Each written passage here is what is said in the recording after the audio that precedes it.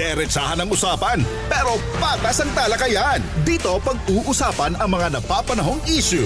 Eye for an eye. Eye for an eye.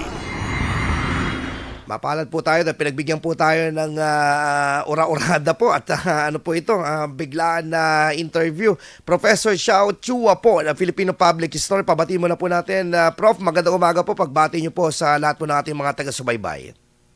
Makasaysayang umaga, Idol Mark Espinosa at sa lahat ng ating mga kasama sa Dagupan. Opo. Ang buong bansa po kahapon, ginunita po itong National Heroes Day po na ito. Gaano po kaimportante, Prof, na ito po ay dapat sariwain natin yung pong kontribusyon ng ating mga bayani para po sa ating pong pinag-uusapan po yung kasaysayan po ng ating bansa? Well, una sa lahat, no, marami tayong bayani, ilan lang yung may holiday. Ay mayroon tayong tatlong bayani na may national holiday. No? Opo. Si Nin, si Rizal, at si Bonifacio. So, marami pa tayong ibang bayani. Kaya, dito natin sila ipinagdiriwang, no? At ipinapakita nito na tayo ay, yung ating landas para lumaya ay hindi diba? Ito'y pinaglaban ng dugo, sakripisyo ng mga bayani sa iba't ibang panahon ng ating kasaysayan. At lahat yun kontribusyon nila para tayo ay magkaroon ng buhay na tinatamasa ngayon na sariling atin. Opo. Diba? So, yun yung binabalikan natin na meron tayong mga bayaning ganyan at sila'y magsilbing uwaran kung ano man yung mga leksyon o aral ng kanilang buhay na pwede nating madala sa pagpapanday ng mas magandang bukas. Sana tutuhan natin. Opo. Sa lahat po ng mga bayani na nakapag-contribute po sa ating pong kasaysayan po, sino po ba yung masasabi ninyo na talagang humulma po ng kalayaan o pagiging malaya po ng ating pong bansa para maimpluwensyahan yung ating pong mga ating pong mga ninuno, yung ating pong mga mga nagtanggol po sa ating bansa? Ito man ay kilala or sabihin naman natin ay pangkaraniwan ng mga kawal ng mga panahon po ng tayo po ay nasakop ng mga dayuhan. Well, una sa lahat, siyempre nandyan yung kailangan kasi magkaisang isip muna tayo dahil hindi naman tayo isang bansa talaga. Tayo may mga Ilocano, may Kapampangan, di ba? May mga Cebuano, Tagalog, pero kailangan mabuo muna yon. So may mga sumulat ng mga akda na nagbuo sa atin bilang isang bansa. Kasama din si Jose Rizal, Marcelo del Pilar, hindi ho ba? Opo. Tapos yung mga kasama na rin dyan, si Andres Bonifacio, na pinagbuo naman tayo sa pamamagitan ng pagkilos. So yan, may mga ganyan. At syempre sa iba't ibang lugar sa Pilipinas, di ba? May mga iba't ibang mga bayani ay hindi kadong na babanggit, no? So, halimbawa, yung liberator ng Pangasinan, kung di ako nagkakamali, no? Ay bahagi rin dyan, kung di ako nagkakamali, si Macabulos. Ng Tarlac, no? Opo. Hindi ako nagkakamali. I have to check that. Pero yun na nga, no? Maraming mga iba't iba. Hindi natin masyadong kilala yung mga Pangasinense na no? Ayan, tama, no? Oo, General Macabulos. Si Don Paramba, no? Ayan ang mga kasama din dyan. So yan yung mga sa iba't ibang lugar sa Pilipinas. So hindi lang yung mga national heroes, pati yung mga local heroes. And ngayon, eventually, of course, kailangan natin makita na meron din tayong mga bayani sa ngayon na nagpapatuloy ng pagiging bayani ng mga nauna, no? Yung bayani naman, soldier naman yan nung unang panahon eh. Isa siyang bagani. At yung bagani, yun ay lumalaban para magbigay ng kaginhawaan sa bayan at ng karangalan.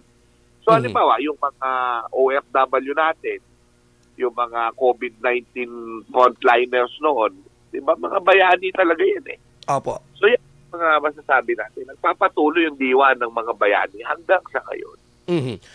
Prof, dito po sa mga kasaysayan po natin po, ano ba yung talagang sumasalamin na hanggang ngayon ay ano pa rin yung problema noon na kinakaharap ng ating mga bayani na until now, ito pa rin po ang ano po, in terms of politics.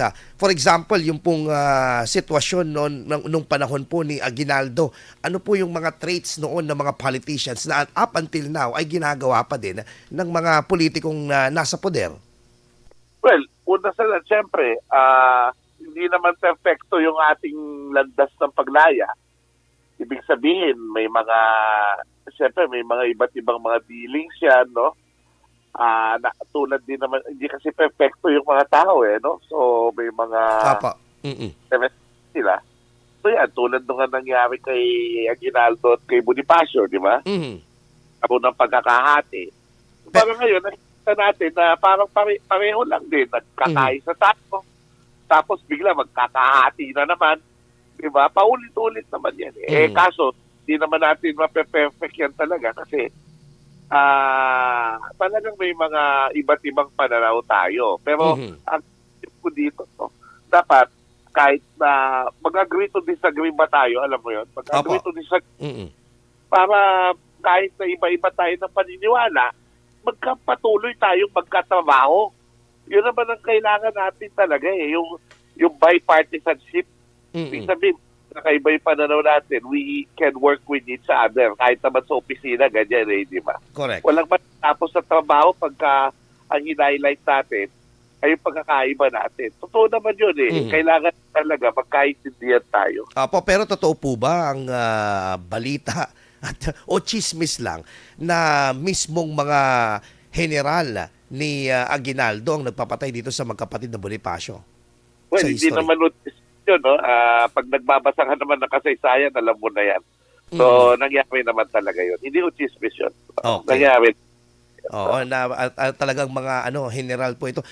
Kasi actually ito po na pag-uusapan natin dahil sa present situation din po natin po, marami nagbabangayan, marami nagtatraidoran dito po sa politika sa Pilipinas. Parang the history repeat itself, Prof. Oo nga, yun nga yung lagi ko sinasabi na parang hindi tayo natututo. Pero siguro ganyan talaga ang tao, talagang maghahanap ng paraan para magkahiwalay. Ganun naman talaga Hindi ko maintindihan yan, pero ganun talaga. Okay po. Di ba?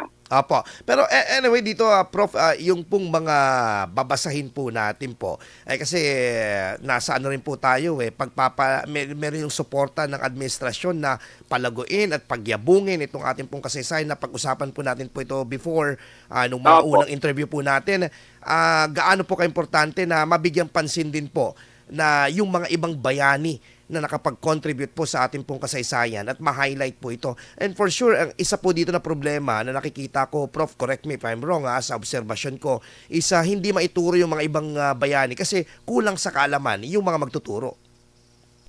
Well, kaya nga kailangan may mga teacher training na magaganap para dito sa bagong matatag curriculum. No? At inaantay natin yan na yung mangyari. At matawag din tayo para makapag-contribute dyan. Pero sa ngayon, ang mga teachers, alam nyo, may mga materials naman online na pwedeng pagsimulan ng pag-uusap. Ang National Historical Commission of the Philippines, meron po siyang tinatawag na National Memory Project. Website po yan. Apo. Ang babasahin doon na pwede nyo i-download na tungkol sa mga bayani natin. At siyempre, nandyan yung mga videos natin at videos ng iba pang historiador na pwedeng gamitin sa klase para magka-interest yung ating mga kababayan na magkaroon kaalaman tungkol sa ating kasaysayan. Apo. Pero Prof, eto po, cautious lang po tayo siguro doon sa paggamit po ng mga film. Prof, tama ba? Kasi may mga iba doon na yung ibang presentation nila ay hindi na makatotohanan na Prof, yung mga ibang film po. Hindi, yun nga yan ang kaibahan ng documentary. Kasi yung mga documentary, talagang bagamat may dramatization, di ba? Hindi naman mape-perfect yan Apo. Pero may historical pa rin. Pag pelikula kasi, yan ay artistic. Ibig sabihin, hindi iba talaga nila. Correct. So, o minsan may mga pelikula na kahit iniiba nila, hindi nasasalaula yung kahulugan ng kasaysayan. Merong iba, sasalaulahin nila yung kasaysayan, di ba? Correct. So, yun ang problema doon. Kailangan may paggabay ng guro at saka ng magulang. Kaya ang problema, paano kung yung magulang mismo nagtataguyod ng kamalian sa kasaysayan? Napakahirap, no? Hindi ko naman nilalahat, no? Hindi naman statement ng panglalahat yan. Pero yan, dahil nga minsan may mga paniniwalang political tayo na naihahalo natin sa ating kasaysayan. Manood na lang sila doon sa mga videos mo, Prof. Chua. Ako pinapanood ko yan sa yung 2.0 ninyo na na pinopost sa Facebook. Meron pa ba yun na Prof? Meron yung Showtime 2.0, tuloy-tuloy yan. 5 siglo. Sa siglo, may audience tayo, ha? Correct. Oo. Yan, pinapanood ko yun. Yung last na napanood ko, ang shoot nyo ata doon, nasa Intramuros ata kayo. And in-highlight nyo yung parang doon sa yung grupo ng mga katipuneros. Yung last na nyo. Sa pinaglabanan. Pinaglabanan, yun. Opo. So, and last thing na lang, Prof. Xiao, dito po sa ating pong pag-aaral po ng kasaysayan, papaano po ito nakakatulong sa ating pong politikal, sa edukasyon, sa religion, at sa iba pang aspeto po na mahalaga sa pagpapayabong po bilang isang Pilipino? Well, tandaan natin na ano man ang ating paniniwala, sana sa kasaysayan magkaisa tayo. Kahit na papaano, mapag-agrihan natin kung paano ang mga bayani ng iba't ibang panahon, magmula sa panahon ng mga ninuno natin, hanggang sa panahon ng diktadura, hanggang sa panahon ng kasalukuyan, ay pinaglaban ng ating mga kalayaan. At kung paano yan ay dapat na inspirasyon sa atin na, di ba, parang mahiya naman tayo kung hindi natin itutuloy yung kanilang pinaglaban. Di ba? Parang ganun lang naman yun. At sa araw-araw, kung pagiging mabuti ka sa kapwa mo, di ba? Huwag kang tawag doon, buraot, di ba? Maging yan ay pagpapatuloy na everyday, one day at a time, one person at a time, ng pagbubuo ng bansa na inadika ng ating mga bayani. Apo. So lastly lang po, saan po nila mapapanood ito? Kung tuwing kailan po mapapanood itong Showtime 2.0? Anong mga po ba kayo? Date kayo or araw na nagpo-post po para mas po ito, subaybayan po nila? Showtime 2.0, alas 8 yan alas 7 ng gabi sa 5 siglo every Saturday. Yan ang posting. Pero pwede nyo panoorin yan all the time, 24/7 yan. Puntaan nyo yung 5 siglo, hanapin po natin mga episode ng Showtime 2.0.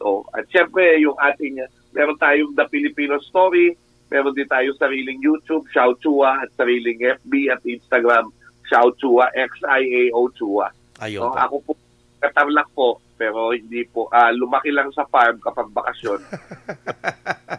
Professor Xiao Chua, Filipino Public Historian. Maraming salamat po for taking our early call, Prof. And good luck and God bless po, Doc. God bless. Ingat po kayo. Bye-bye. Impormasyon, intriga, issue. Eye for an eye.